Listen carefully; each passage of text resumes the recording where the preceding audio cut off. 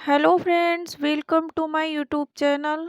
Friends, यहाँ पे बात करने वाले हैं हम सीटेट जो 2021 में एग्ज़ाम होने वाली है फ्रेंड्स।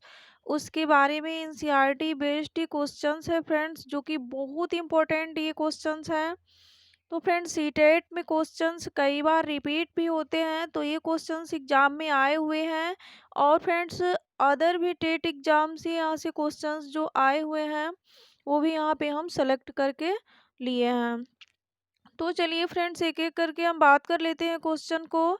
पहला क्वेश्चन है, स्थानों, दूरियों और दिशाओं की सापेक्ष स्थिति को समझने की क्षमता है। कौन सी क्षमता है? दिशात्मक कौशल है, स्थिति कौशल है, या चित्रण कौशल है, या ग्राफिक कौशल है? तो यहाँ पे स्थानों, दूरियों और दिशाओं की सापेक्ष स्थिति के बारे में यहाँ बात कर रहा है।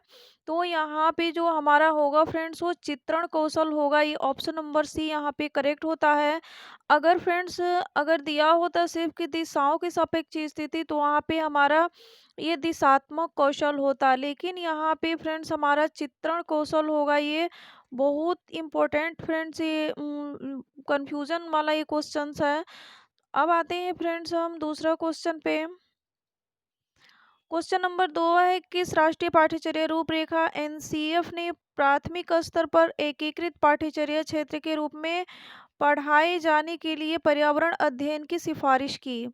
तो इसमें फ्रेंड्स, ये एकीकृत पाठ्यचर्या के रूप का मतलब हुआ फ्रेंड्स कि इसमें जो है सब मिला करके एक एक जो है पर्यावरण की एक पुस्तक होना चाहिए। जैसे कि हम अर्थशास्त्र पढ़ते हैं, इकोनॉमिक्स, हिस्ट्री पढ़ते हैं, पॉलिटी पढ़ते हैं फ्रेंड्स, तो ये सब मिला करके एक पर्यावरण की पुस्तक, उसी को हम फ्रेंड्स एकीकृत पाठ्यचर्या के क्षेत्र के रूप में, जो अभी हमारे जो प्राथमिक विद्यालय में है, तो वो कब सिफारिश की गई इसके लिए, एकीकृत पाठ्यचर्या के लिए फ्रेंड्स? तो यहाँ पे एनसीएफ 2005 में किया गया, कि एनसीएफ 1988 में किया गया, कि एनसीएफ 2000 में, या एनसीएफ 1975 में? तो राष्ट्रीय पाठ्यचर्या रूपरेखा जो एनसीएफ है फ्रेंड्स, वो प्राथमिक स्तर पर एकीकृत पाठ्यचर्या के क्षेत्र में 1975 में फ्रेंड्स ये पर्यावरण अध्ययन की सिफारिश की, कि हमें क्या होना चाहिए, प्राथमिक विद्यालय में एकीकृत पुस्तक होना चाहिए पर्यावरण का, जिसमें कि सभी को मिला करके एक होना चाहिए। अब आते हैं फ्रेंड्स हम क्वेश्चन नंबर 3 पे, कि भारत में किस क्षेत्र में स्थानांतरित खेती करने का रिवाज है? उत्तर पूर्वी क्षेत्र में, उत्तर पश्चिमी क्षेत्र, दक्षिणी क्षेत्र, या दक्षिणी पूर्वी क्षेत्र? तो भारत में फ्रेंड्स, ये एग्जाम में, सीटेट के एग्जाम में पूछा हुआ क्वेश्चन है ये। तो ये भारत में किस क्षेत्र में स्थानांतरित खेती करने का रिवाज है? तो ये उत्तर पूर्वीय क्षेत्र में है फ्रेंड्स। हमारा यहाँ पे ऑप्शन नंबर ए करेक्ट होता है। अब आते हैं क्वेश्चन नंबर 4 है यहाँ पे, कि भारत का वैश्विक धरोहर स्थल जो एक से अधिक राज्य में अवस्थित है, Valley of Flowers National Park, Sundarban National Park, या भारत की माउंटेन रेलवे, या कालका शिमला रेलवे? तो यहाँ पे ऑप्शन नंबर सी करेक्ट होगा, कि भारत की माउंटेन रेलवे जो है, ये क्या है कि भारत की जो है ये विश्व धरोहर स्थल में एक से अधिक राज्य में अवस्थित है ये। तो ये विश्व जो वैश्विक धरोहर स्थल है, उसमें से ये एक है फ्रेंड्स, भारत की माउंटेन रेलवे। अब आते हैं हम क्वेश्चन नंबर 5 पे, कि रेड डाटा बुक में शामिल है फ्रेंड्स, क्या क्या इसमें सम्मिलित है रेड डाटा बुक में? विलुप्त हो रहे जीव, आपत्तिग्रस्त जीव, सुभेद्य जीव, या ये सभी? तो यहाँ पे रेड डाटा बुक में जो विलुप्त हो रहे जीव वो भी आते हैं, आपत्तिग्रस्त जीव भी आते हैं, सुभेद्य जीव भी आते हैं। तो ऑप्शन नंबर डी करेक्ट होगा। ऑप्शन नंबर डी ये सभी होगा। तो फ्रेंड्स, ये रेड डाटा बुक जारी कौन करता है? आईयूसीएन करता है फ्रेंड्स। ये यहाँ पे आईयूसीएन करता है, और यहाँ पे जो है मुख्यालय इसका कहाँ है? स्विट्जरलैंड में है। अब आते हैं क्वेश्चन नंबर 6 है यहाँ पे, कि राष्ट्रीय पाठ्यचर्या की रूपरेखा 2000 के अनुसार पर्यावरण अध्ययन को किस कक्षा समूह में स्थान दिया गया है? पहली और दूसरी कक्षा, छठी से आठवीं कक्षा, तीसरी से पांचवी कक्षा, नवीं और 10वीं कक्षा? तो जो राष्ट्रीय पाठ्यचर्या की रूपरेखा है, उसमें जो 2000 है, एनसीएफ 2000 है, उसके अनुसार पर्यावरण अध्ययन को तीसरी से पांचवी कक्षा में फ्रेंड्स ये समूह में स्थान दिया गया है। ये बहुत इंपॉर्टेंट, ये भी क्वेश्चन से एग्जाम में पूछा हुआ है। तो ऑप्शन नंबर यहाँ पे सी हमारा करेक्ट होता है। अब आते हैं क्वेश्चन नंबर 7 है यहाँ पे, कि भारत के किस क्षेत्र में अधिकतम भूस्खलन की घटनाएं होती हैं उत्तर पूर्वी पहाड़ी पे, पश्चिमी घाट व नीलगिरी, हिमालय या उत्तरी घाट। तो यहाँ पे हिमालय है फ्रेंड्स, यहाँ पे यहीं पे क्या होता है, अधिकतम भूस्खलन की घटनाएं होती हैं। तो ऑप्शन नंबर डी यहाँ पे करेक्ट होता है। अब आते हैं फ्रेंड्स हम अपने नेक्स्ट क्वेश्चन पे। आठवां क्वेश्चन है कि स्मॉग जिसको हम धुंध कहते हैं बनता है धुएं तथा कोहरे से, वाष्प के संघनन से, कोहरा तथा NO2 से, धुएं तथा CO2 से। तो स्मॉग जो धुआं होता है फ्रेंड्स, वो धुएं तथा ये जो धुंध होता है इसको हम धुंध कहते हैं। तो ये धुंध किससे बनता है, धुएं तथा कोहरे से बनता है। ऑप्शन नंबर ए यहाँ पे करेक्ट होता है। अब आते हैं क्वेश्चन नंबर 9 है यहाँ पे कि ओजोन परत की मोटाई नापने की इकाई है डेसिबल, पास्कल, डाप्सन इकाई या वेबर। तो ओजोन परत की मोटाई नापने की इकाई जो होती है वो डाप्सन इकाई है फ्रेंड्स, ये बहुत इंपॉर्टेंट ये भी क्वेश्चन है। अब आते हैं क्वेश्चन नंबर 10 पे, यहाँ है कि सामाजिक वानिकी का उद्देश्य है। तो फ्रेंड्स यहाँ पे पर्यावरण, सामाजिक व ग्रामीण विकास में मदद के उद्देश्य से वन प्रबंधन का है, ग्रामीण क्षेत्रों में चकबंदी से है, या वन्य प्राणियों का संरक्षण से है, या चारागाहों का विकास। तो सामाजिक वानिकी का उद्देश्य यहाँ पे पर्यावरण, सामाजिक व ग्रामीण विकास में मदद के उद्देश्य से वन प्रबंधन का है। तो यहाँ पे हमारा ऑप्शन नंबर ए करेक्ट होता है। नेक्स्ट क्वेश्चन है चिपको आंदोलन की जनक गौरा देवी द्वारा चिपको आंदोलन किस गांव में प्रारंभ किया गया। तो यहाँ पे फ्रेंड्स एक और क्वेश्चन बनता है कि चिपको आंदोलन के जनक तो ये गौरा देवी हैं।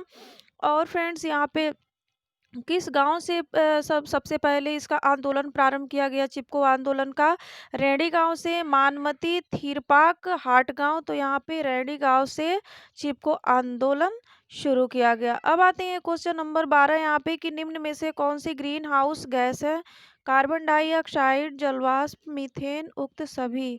तो यहाँ पे जो निम्न में से कौन सी ग्रीन हाउस गैस है, तो ये कार्बन डाइऑक्साइड भी है, जलवाष्प भी है, मीथेन भी है, उपर्युक्त सभी होगा। तो इसमें जो हम ग्रीन हाउस गैसेज हैं इसके बारे में हम लिखे हैं फ्रेंड्स, ये हमारे जो हैं ग्रीन हाउस गैस हैं ozone, O3, methane, CH4, nitrous oxide, N2O, chlorofluorocarbon, CFC, carbon dioxide, CO2 और जलवाष्प, ये हमारी क्या है, ग्रीन हाउस गैस हैं। अब आते हैं क्वेश्चन नंबर 13 यहाँ पे है कि ताजमहल के पीले होने के लिए निम्न में से कौन से जिम्मेदार है। तो यहाँ पे जिम्मेदार है friend sulphur dioxide, methane, chlorine, उपयुक्त सभी। तो सल्फर डाइऑक्साइड क्या है कि ये ताजमहल के पीले होने के लिए जो है ये जिम्मेदार है।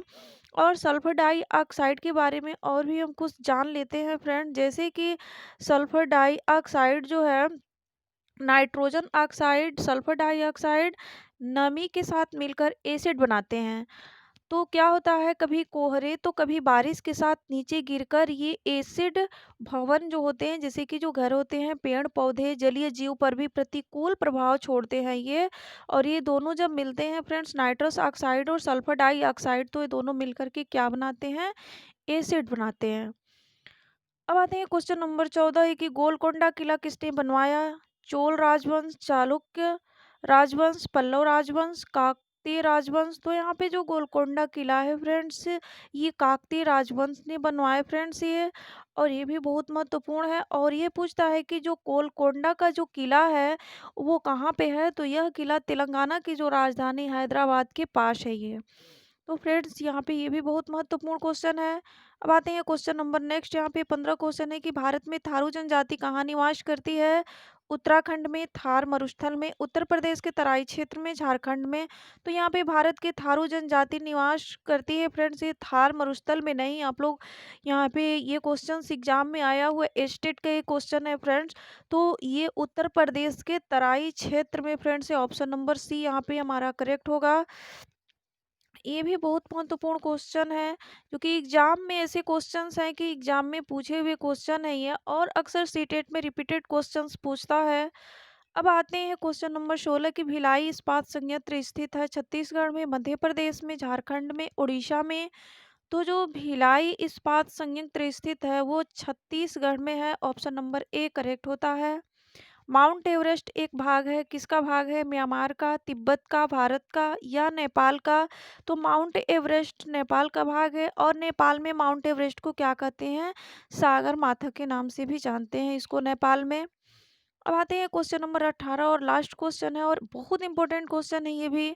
उस वैज्ञानिक का नाम क्या है जिसने सर्वप्रथम मच्छर के पेट में ताक झांकी और यह सिद्ध किया कि मलेरिया मच्छर से फैलता है तथा इस अनुसंधान के लिए दिसंबर 1902 में चिकित्सा के क्षेत्र में नोबेल पुरस्कार दिया गया। रोनाल्ड रॉश हैं, चार्ल्स डार्विन हैं, ग्रेगर मेंडल हैं, जॉर्ज मिस्ट्रॉल हैं।